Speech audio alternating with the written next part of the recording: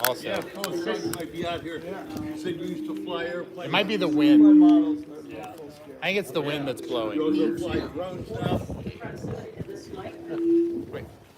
No, it wouldn't. It would just be the speaker. No, he said that's not it. I think it's the wind. The wind on this? Oh, no.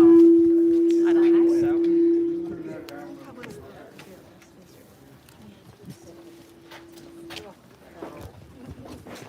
Is that better?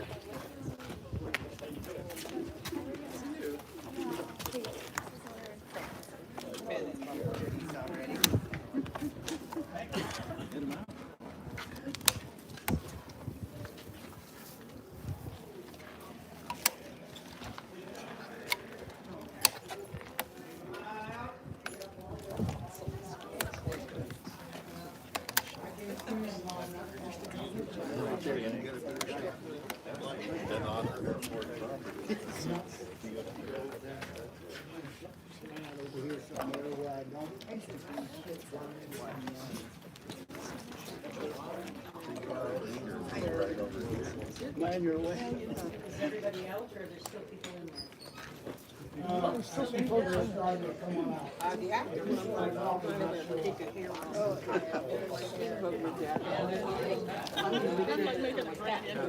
Well, we will tell you.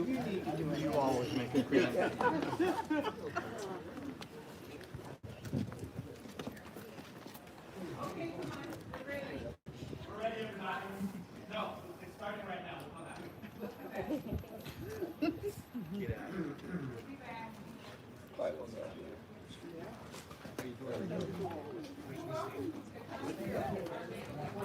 Get everybody out. And actually, Lamar, if you want to stand up here, then we'll have you help to hold that while Chris pulls it off. So you don't have to do anything just now, but you can just stand there. Well, no. You can stand anywhere you want. Yeah, that place is fine.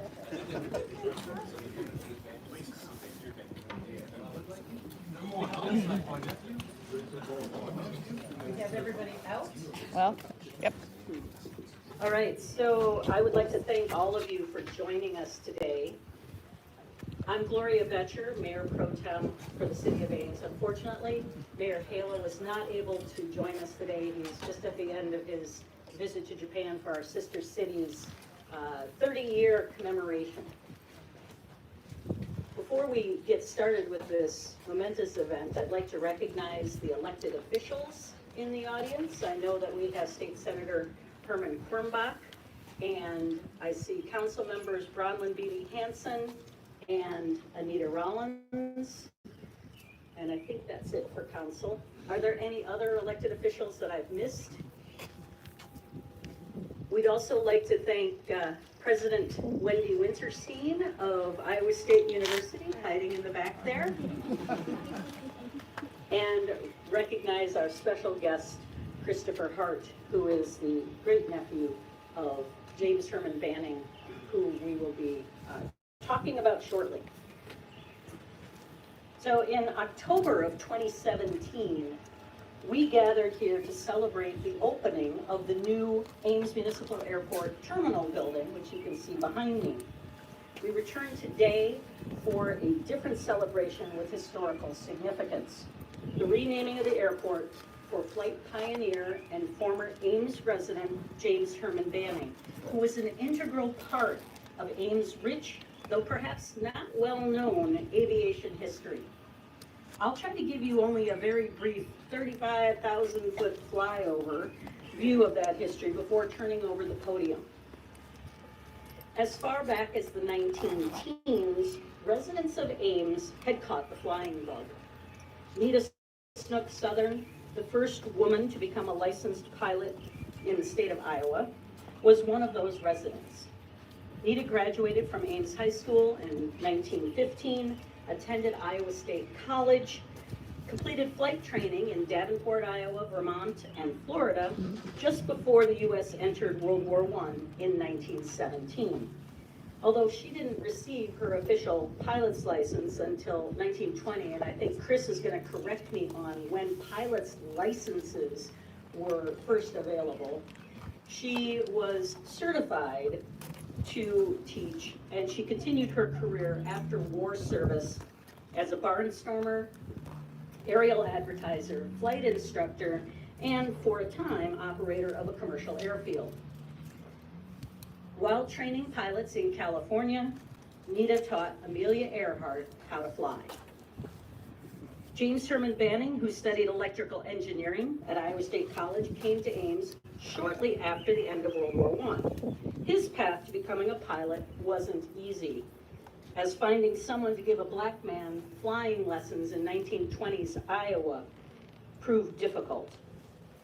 He eventually obtained a pilot's license from the U.S. Department of Commerce in 1926, the first African American to do so.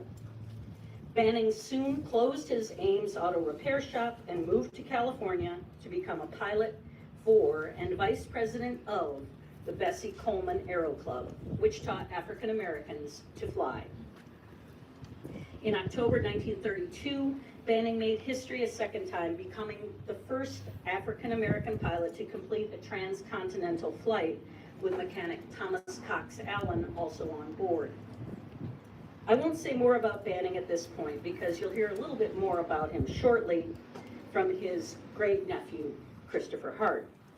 What is notable, however, is that seeing Banning fly inspired Frederick Douglass Patterson, Banning's apartment mate in Ames, and also the future president of Tuskegee Institute and a Presidential Medal of Freedom recipient, to start a commercial pilots program at Tuskegee, and later to establish the Tuskegee Airmen. Banning had confirmed for him that African Americans could succeed in the air alongside whites. While these flight pioneers fought against gender and racial barriers in their efforts to take to the skies, the first Ames airport came about a little more easily. It wasn't built until 1924, however, too late for Snook to take advantage of it.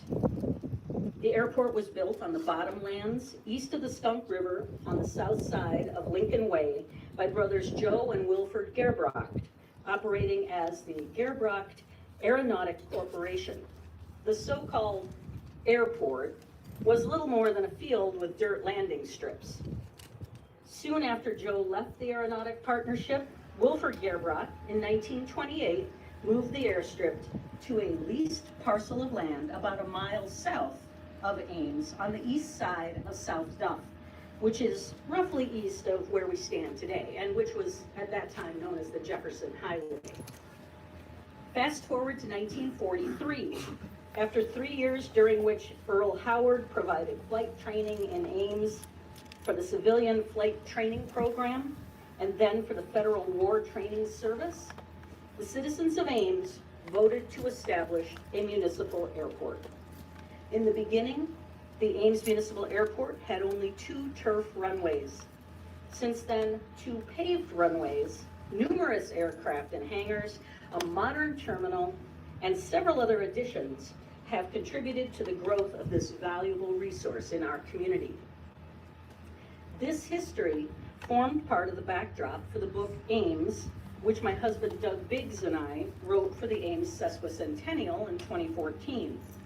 Herman Banning, which is how he was known here in Ames, for years had been one of my touch points for aviation in Ames. In the fall of 1922, I'm not quite that old. In the fall of 2022, a reporter for the Iowa State Daily asked me, thank you, what I would like to accomplish during my 3rd term on City Council. Thinking about the ways in which the City Council has been working to create a more inclusive, equitable, and welcoming community for all residents, a vision I highly value, I suggested that one thing we could easily do would be to rename the Ames Municipal Airport after James Herman Banning. He was a nationally recognized pioneer of flight, a man with ties to Ames and Iowa State, and he also happened to be an African American. This seemed like a way to call more of our residents into our community history, as my council colleague Anita Rollins put it. Because of my off-the-cuff remark to the Daily, I was contacted by Louisa Jagger, author of a Banning biography for children, Sprouting Wings, and director of The Greatest Stories Never Told, a nonprofit dedicated to inspiring the next generation through real-life stories of minority and women heroes that make a lasting impact in STEM fields.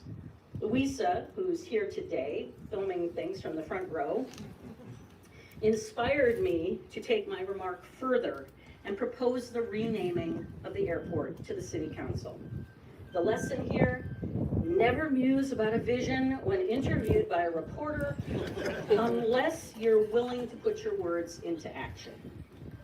The renaming proposal led to the creation of an official naming policy for municipal properties that outlines the process by which residents and council members may propose names for new or existing properties, and perhaps in the future will result in calling even more inspiring Ames icons into our history. Excuse me. Following public input on the suggested name, which was overwhelmingly in favor of rebranding the airport, and which also resulted in highlighting the remarkable histories of several other aviators with connections to Ames, the City Council approved the renaming. Thanks to the work of city staff, primarily our city traffic engineer, Damian Pregitzer, interfacing with the FAA, the renaming was approved at the federal level, and the new signage was ordered and installed. You'll see it revealed today in our unveiling ceremony. Now, let me hand this flyover plane over and introduce you to Christopher Hart, Banning's great nephew, who was also the chairman of the National Transportation Safety Board from 2014 to 2017, and is currently chairman of the Washington Metro Rail Safety Commission. In 2022, Chris was selected to be on the Patient Safety Working Group of the President's Council of Advisors on Safety and Technology. He holds a master's degree and bachelor's degree magna cum laude in aeronautical engineering from Princeton University and a law degree from Harvard Law School. He's representing the Hart family, including his brother Philip Hart, who has kept Banning's legacy alive from when few knew his name to today. I'm going to turn this over to Christopher, but I want you to recognize that we have some Blackhawks refueling back here. There are about 7 of them, and I'm hoping we can fit in the remarks before they start up again. So please welcome Christopher Hart.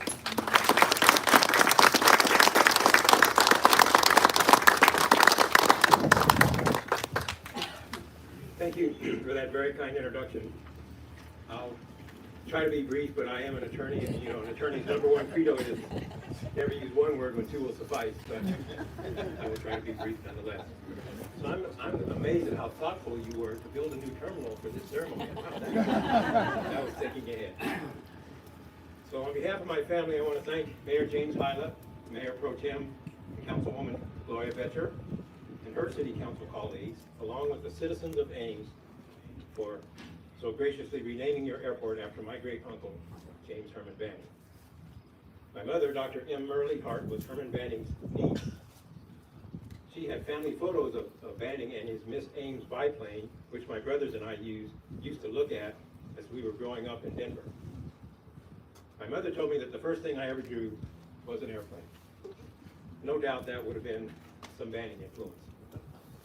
I went on to earn bachelor's and master's degrees in aeronautical engineering from Princeton, as you heard from Councilwoman Betcher, and I also obtained a pilot's license, so I'm a pilot as well.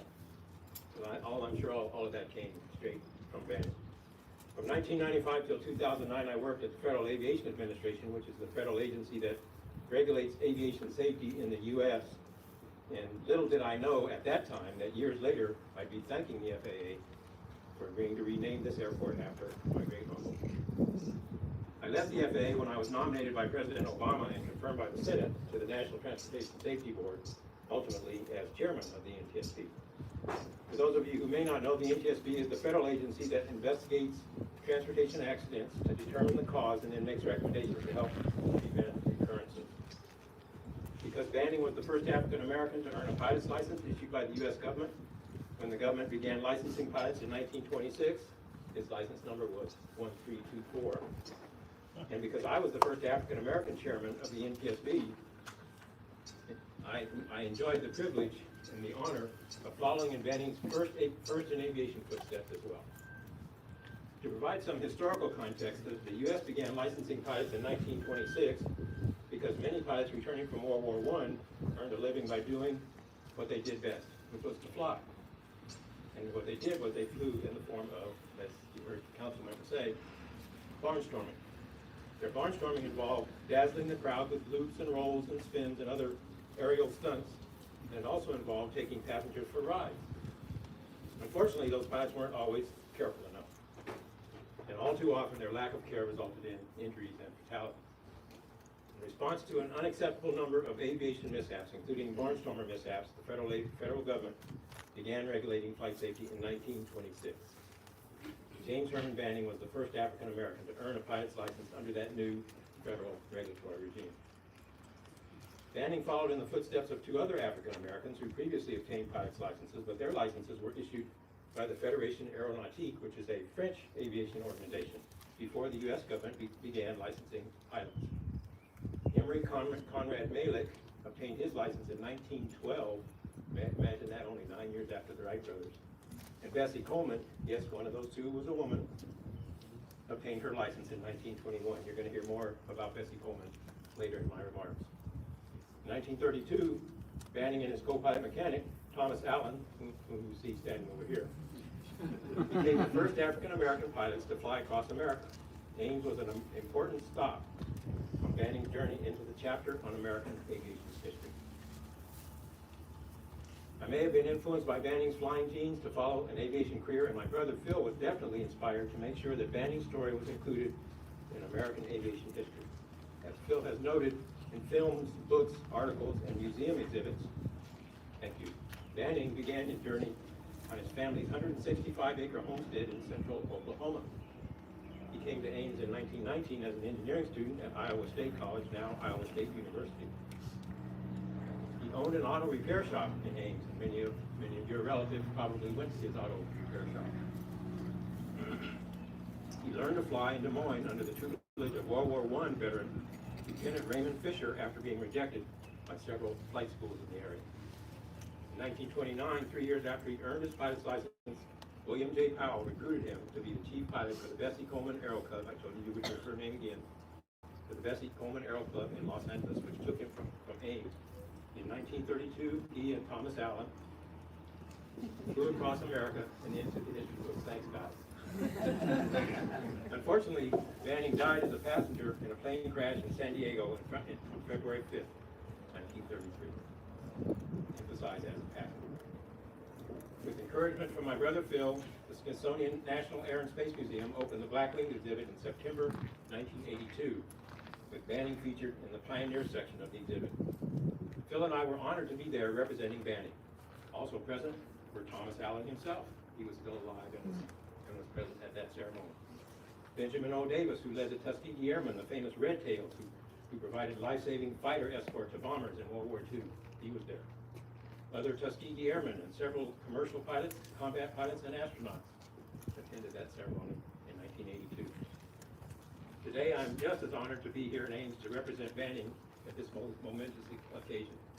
My brother Phil certainly wanted to be here, but he was unable to because his granddaughter is graduating from college this weekend. So I had to do this tough work, but somebody's got to do that. When Phil and I were growing up in Denver, there was no information about Banning in our school library or in any of the public libraries. Phil's efforts were instrumental in filling that information void by helping to ensure that children and adults can learn about Banning and his peers via books, exhibits, plays, podcasts, films, and articles. Louisa Jagger's stage play, which you can see this afternoon, thank you, Louisa, and her children's book are testaments to this fact. So So Ames played an important role in all of this, and thus, we are all here today to dedicate the James Herman Banning Ames Municipal Airport. Thank you, Ames, for the role you played in aviation history, for embracing my great uncle, James Herman Banning. Thank you.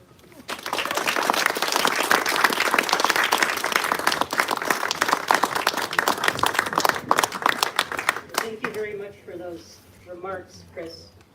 We really appreciate you being here. It's unfortunate that Phil couldn't make it, but those wonderful family events take He precedence. sends his regrets. So we're going to be unveiling the sign here shortly, but we thought that in order to facilitate photo opportunities with the sign, I would give my closing remarks first, and then we'll turn it over to the unveiling committee up here. We'd like you to join us in the terminal for refreshments, as you might have seen if you were in there already, and to view the new history wall that was designed by Discover Ames with materials provided by Ames History Museum. I keep wanting to call it the Historical Society, but I'm old, I guess.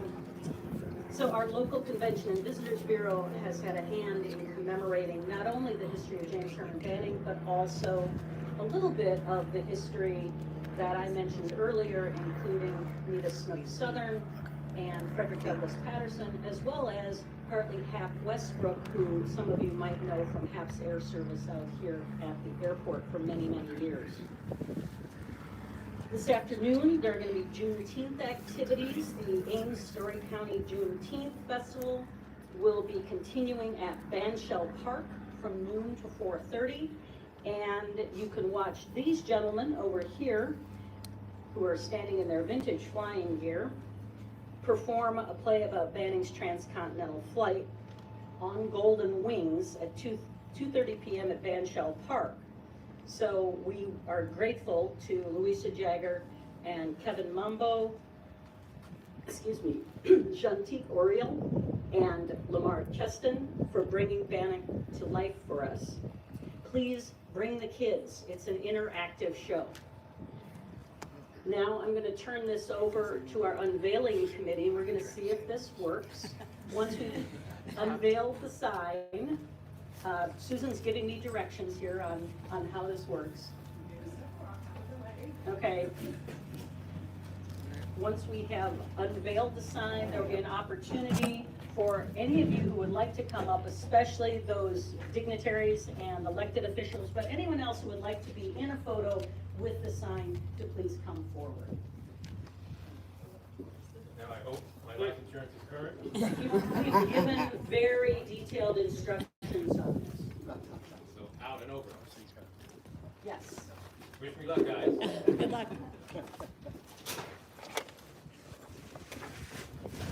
He's coming, he's coming, he's coming, he's coming.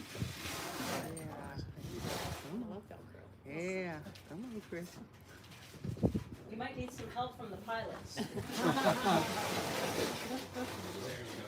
gotta get the last bullet on.